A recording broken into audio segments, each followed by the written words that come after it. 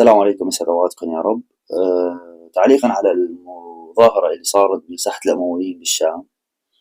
طبعا جمعت فيديو وبنعلق عليه إن شاء الله تعالى، وبختم بتصويت في أحد الناس، يعني عمل تصويت على انستغرام قال فيه إنه هل تؤيد الحكم الإسلامي أو العلماني. فنرى التصويت إن شاء الله تعالى ختام الفيديو.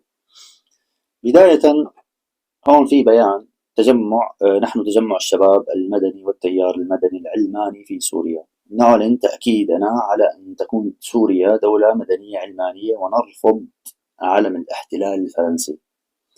طيب، ونؤكد على أن علمنا هو علم الوطن السوري الذي دفن فيه شهداءنا الأطهار.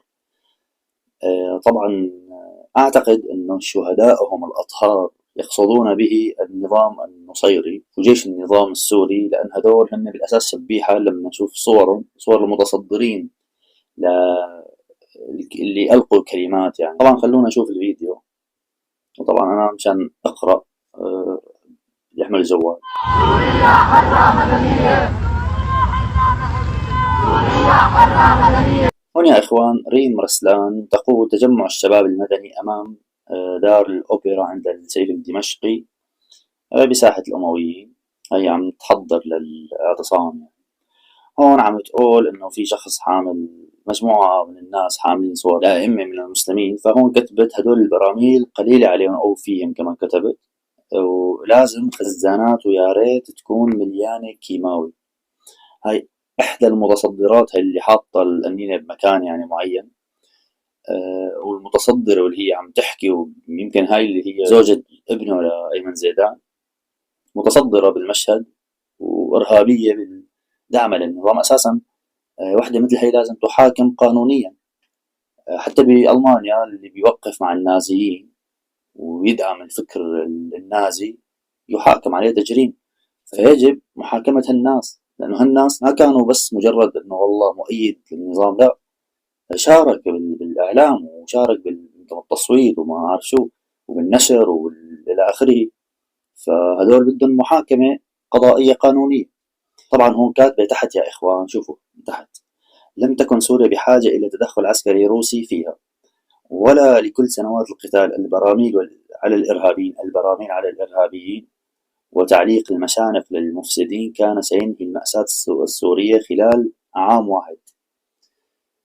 طبعا هي الكلام اللي عم تكتبه هون نفذ بالحرف وزيادة، يعني من مليون لمليون ونص. أسأل الله يتقبله من الشهداء. هذول ما شافتهم، يعني والله أعلم وين كان عيونها. يعني شوفوا هي نفسها يا إخوان، هاي عندها حقد على المسلمين. يعني هي مو بس شبيحة من معنى الشبيحة. أعتقد هي لازم تكون حتى من الضباط اللي كانوا يعذبوا بالسجون. شوفوا هون شو عم تكتب: جنس خطير على البشرية، الإعدام قليل بجد ومن قلبي، لعنة الله عليك وعليه. يعني عندهم براميل ومليانة كيماوي كمان. قتل القتلة هو عبرة، هو نوع من أنواع الاحترام للحياة وحمايتها. الله يستر من شيء مصالحة معهم برعاية روسية.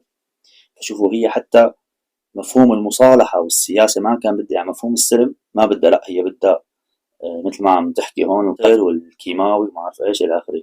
شوفوا هون هذا واحد شبيه تاني. هون قبل، طبعا الصورة التحتانية قبل: العرب حول الأسد في عريني، زلزال العالم الجديد. هاي عام 2023. هون يمكن يوم راح الجامعة العربية إلى آخره. لكن في الأعلى يا إخوان شوفوا شو كاتب: لا لإقصاء أي من أطياف المجتمع، كلنا شركاء في بناء سوريا. نعم لسوريا مدنية. طبعا إن شاء الله لي تعليق ختامي، بس عم نشوف الصور الشبيحة حاليا. هون اسمه هذا يامن سليمان قبل وبعد. بعد حصاره لساعات فقط، مطار مرج السلطان في الغوطة الشرقية يعود لحضن رجال سوريا وأبطال الجيش العربي السوري.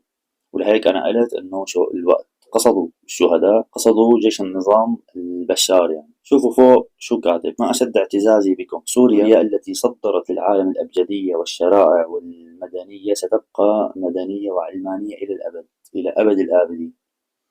سوريا عصية على الطائفيين. الله أكبر. النظام السوري حكم 50 سنة، وهذا قبل شهر يعني كان حاكم النظام السوري. وهالكلام ستبقى سوريا عصية على الطائفية. كان بتمنى يغرد التغريدة بأيام النظام ونشوف الطائفية وين حتكون يعني. شوفوا هاد دال يعني الدكتور علي مخلوف. العيون اليوم أداء قبل. العيون اليوم كلها على إدلب. من راهن على استدارة أردوغان كان واهما. الثعلب أردوغان جزء من المشروع الأمريكي في المنطقة. للأسف أرسلنا له حوالي 30 ألف إرهابي متمرس ليقاتلنا بهم. الخوف اليوم على حلب من جديد، لذلك فإن معركة إدلب هي الفيصل. فوق شو كاتب بعد يعني: اليوم في ساحة الأمويين سوريا حرة، سوريا دولة مدنية علمانية.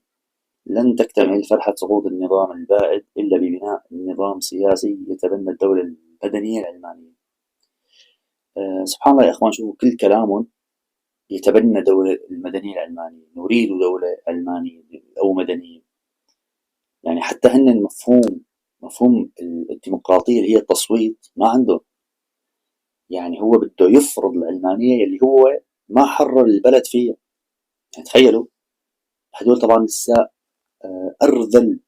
أراذل الشعب، يعني من علمانية ونصارى وعلوية وخوارج، هدول لسه أرذل الخلق في سوريا حاليا، هدول متصدرين. ويطالب بدولة علمانية، لا بل يفرض العلمانية. يعني والله أنا ما شفت مثل هدول إلا المدجنة. طبعا المدجنة أنا هدول ني عن الخليعة، بس هدول التانيين لأن هدول علمانية ما عتب عليهم مثل ما يكون مسلم وبيخالفك بطريقة، يعني الحق باين بس هو بيخالفك فيه. على كل حال ما بدي أدخل بتفصيل المدجنة، إن شاء الله برجع بعلق عليهم يعني، ولكن حاليا في أحداث أهم منه.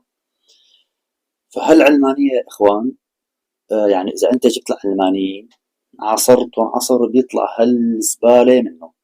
من الزبالة يعني، بس هدول فيك تعتبرهم أزبل الزبايا يعني. على كل حال خلونا نتابع. شوفوا هاي ملحدة، هاي كافرة على الآخر يعني. تقول: سؤال برسم الإسلام الرحمن الرحيم. طبعا عم تستهزئ. هل الحوريات في الجنة الإسلامية من أصل إسرائيلي حتى لا يسمح بنكاحهن سوى المجاهدين؟ طبعا هون عم تتمسخر كمان في أخيه المسلم. طبعا هذا رد ورد، يعني ما بدي أدخل حاليا بالرد لأنه هاي مكافأة ولا تفصيل يعني. ولكن شوفوا المسخرة والكفر اللي هي لأنه هدول كلهم ملحدين يا إخوان. هلا بده يطلع واحد تاني، شوفوا شلون. خلونا بس لأنه أنا بدي أربط إن شاء الله. شوفوا هاد اللي ملقب بالشيخ نيني بسموه ما أدري إيش. شوفوا لي الفيديو تبعه هذا، هيك بسيط يعني. عمري سرعوا راسه للنيني انه احكي يا شيخ نيني وعلق عن هذا الموضوع. دار كل العالم ورجع الحضن الوطن. الزنبوط قالوا يا عمري كلوا شاورما بالوطن احسن ما تاكلون نيني بالحرام برا، لا هون بالحلال. شفتوا تخيلوا كان معهم بالمظاهرة على حد تعبير. هي مو مظاهرة، هي تفاهة، بتسميها تفاهة لأنه لا ترتقي لأن تكون مظاهرة، لأنه هدول المخانيث مانن رجال يطلعوا مظاهرة بالأساس يعني. طيب هذا واحد كمان ملازم. شوفوا، ملازم يطلع معهم يعني عشان تعرفوا انه هل هذا الجمع هو جمع عبارة عن شبيحة خرجت في التفاهة اللي هم طلعوا فيها يعني. طبعا أنا ما بدي أقرأ عاد الكل يعني، بس بدي أقرأ شيء يعني مقطع منه أو منشور واحد منه. طبعا هو نزف لكم خبر استشهاد العقيد وما أعرف شو شبيه يعني. ملازم مراقب في الجمارك السورية، شرطك بالعسكري دارية 2015. عشان تعرفوا التجمع أو الخليط اللي هن عايشينه. شوفوا هذا تسريب من عندهم. شوفوا شو بيحكي: أنا كشخص ملحد. خلونا نعيد. انا كشخص يعني ملحد مثلكم، يعني بدي هالحراك ينجح ويكون له تاثير وصدى، وان شاء الله راح ينجح لانه قريبا حيكون في مؤتمر وطني في دمشق، يعني جامع للكل. فراح احاول اعطي ملاحظات لانه كوني انا على تواصل يعني من الناس يعني انه انا شخص قديم في الموضوع صراحه يعني ما بدنا هلا نخبي على بعض. انا على تواصل مع ناس مقاتلين، حتى تتداركوا هاي الاخطاء، حتى ما يصير في ضغط اكبر واكبر وتنوصفوا بالثوره المضاده. طبعا والاصل هون وصف سلبي، مع انه هو مصطلح ثوره مضاده ما فيه شيء غلط، انما يعني تعقيبا على اللي صار في موضوع مصر وموضوع تونس وموضوع ليبيا وغيره وغيراته يعني. وممكن تغنوا غنيه من غنايه الثوره شو ما كانت تكون يعني، بس انه يعني تبينوا انكم ما يكون ثوره مضاده. شوف هيك غنية هيك رايقة حلوة حافظينها ما انها صعبة معبرة وتكون يعني معروفة. طيب يا إخوان، شفنا هاد كيف بداية كلامه قال أنا شخص ملحد ومثلي مثلكم، وأنا من زمان معكم وكنت متواصل مع مقاتلين وما بعرف شو من هالكلام، ولهيك أنا بحكي إنه ما في شخص بيقول لك أنا علماني مسلم، لا، ولا حتى يصير يقول لك أنا علماني نصراني أو يهودي، لا.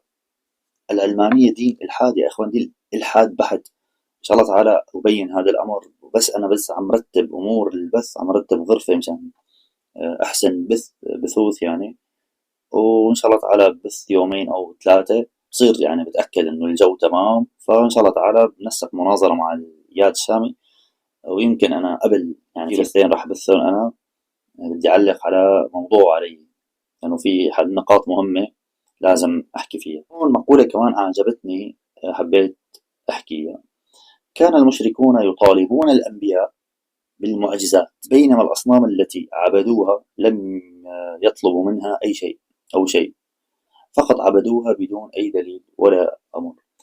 فالذي كان يعبد النظام السوري كان يعبده بدون أي شيء، وعندما جاء الإسلاميين وحرروا البلاد من هذا الطاغية السفاح الإرهابي المجرم، صاروا بدهم المعجزات، يعني الله المستعان. وهي على فكرة يا إخوان طريقة المشركين بشكل عام، مكابرين معاندين. وسبحان الله، الله سبحانه وتعالى يقول عن اللي لا يؤمن بالآخرة، قال إلهكم إله واحد والذين لا يؤمنون بالآخرة قلوبهم منكرة للأدلة وهم مستكبرون. فدوما اللي ما يؤمن بالله سبحانه وتعالى تراهم مستكبرا. حتى هذا قصي بيطار، ما شو اسمه هذا البني آدم، بيرسم لك رسمة يقول هاي رب العالمين، استكبار واستعلاء والله المستعان يعني. طيب نرجع نكمل، لأنه خلصنا نحن بس الختاميات. طيب هون شبكة الثورة السورية بقلم أو بكتابة حذيفة العرجي: حماية الثورة واجبنا. لا مانع عندي، شوف هذا شو بيقول، أو هذا الأخ شو بيقول: لا مانع عندي من علمنة الدولة استجابة لمطالب العلمانيين، طيب بشرط أن يتوجهوا إلى تحرير الأراضي الخاضعة لقسد كما يفعل الرجال الأبطال، أم نظام غيري يضحي وأنا أقرر شكل الدستور والدولة. فهذه نوعية من العقول حتى الغباء يأنف منها، فكيف يأتمنها الشعب؟ اي والله صدق. خلونا نشوف كمان التصويت. هذا تصويت شخص على الانستغرام ناشر التفاهة تبعت اليوم، وكاتب: هل أنتم مع جمهورية إسلامية أم جمهورية علمانية؟ 83% إسلامية، 17% علمانية. فالله المستعان، يعني الفارق كبير جدا، فارق كبير جدا. طيب راح أعلق على نقاط سريعة. بداية يا إخوان، حتى خروجهم بالتفاهة يعني تنتقص إلى الكرامة. يعني ما تكلموا عن سوريا ومأساة سوريا والمعتقلين والسجون والتعذيب والمسالخ، الكثير من التفاصيل، مثلا الموتى والمشردين والمهجرين والنازحين والخيام واللي صار مع السوريين بشكل عام. ما تكلموا بأي شيء، فقط دولة مدنية، وكلهم شبيحة للنظام النصيري. يعني فوق ما هن تصرفوا بتصرف غير أخلاقي وغير منطقي، كمان تصرف غبي وشبيحي. يعني التشبيح هذا كلام تشبيح، لأنه حتى هن يفرضوا العلمانية. يعني ما حدا طلع منهم قال بدنا نسوي تصويت، حكم تصويت الغلبة، مين بيغلب مثلا، مو هن أساس الديمقراطيين بيؤمنوا بالكثرة والتصويت وكذا، لا، حتى هذا مرفوض. تخيلوا الفرقة القليلة بدها تفرض على الأكثرية الحكم العلماني، مع أنه هذا تصويت صغير جدا يعني، ومو من قناتي ولا شيء، يعني أنا شفته وصورت عشان ما تقول إن أنا والله متابعيني مسلمين أو كذا، لا. وشفنا 73% ما شاء الله، رقم كبير. وأنا هذا الرقم، أنا على فكرة أنا قلت إنه إذا صار تصويت وكذا، كنت عم رد على إياد العلماني، قلت له يعني يمكن 90 70% راح يكون مسلمين، أو 80% راح مسلمين، لأنه يعني باقي الطوائف منقسمة، خلي يكونوا 10% أو 20%. أكثر ما أعتقد يا أخي 30%، 70% راح يكون حكم الإسلام. وهذا الشيء يعني قول فصل، لا نقاش فيه. لا نقاش فيه من ناحية التخمين إنه أكيد الحكم الإسلامي، مشان ما يقولوا والله أنتم عم تصادروا الحقوق والى اخره. علما اذا المسلمين حكموا ولو بقوة السلاح، انا عم اقول انه تجردا او تسليما او تنازلا، اذا حكموا بقوة السلاح فهم اصحاب ذنب. فمن يريد ان يحكم فليتفضل ويضحي. والجميع يعلم لا يمكن ان تأخذ او ان تحصل على شيء من غير تضحية.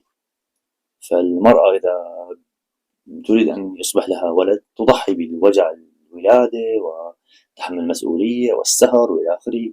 أنت واحد بده يصير مثلا غني، بده يواصل الليل بالنهار، واحد بده يدعي دعوة كمان بده يواصل الليل بالنهار. فلكل شيء ثمن تضحية. لا يمكن لشخص بده أمر عظيم وهو بيدور على توافه الأمور. فبالتالي ضحوا، تفضلوا ضحوا وبنشوف إذا أنتم عندكم رب مثلا ومشرع لكم وبده ينصركم فتفضلوا انتم ربكم، تفضلوا على الساحة. طبعا هذا الامر ما حيصير لانه هن اجبن من ان يكون عندهم مفهوم للتضحية. ان شاء الله تعالى بحكي عن مفهوم التضحية ومفاهيم والفرق بين المفهوم الاسلامي والمفهوم الغربي بشكل عام، سواء كان علماني، ديمقراطي، ليبرالي، فيدرالي، او رأسمالي، او مارسية وما اعرف شو من شو اسمه، بحكي عنهم إن شاء الله تعالى. وختاما أنا بطالب جميع الناس المسلمين من الشام ومن جميع المناطق يخرجوا بمظاهرات يوم الجمعة تنديدا وتأكيدا وتوكيدا على الحكم الإسلامي. وختاما بترككم بأمان الله. سبحانك اللهم وبحمدك، أشهد أن لا إله إلا أنت، أستغفرك وأتوب إليك. السلام عليكم.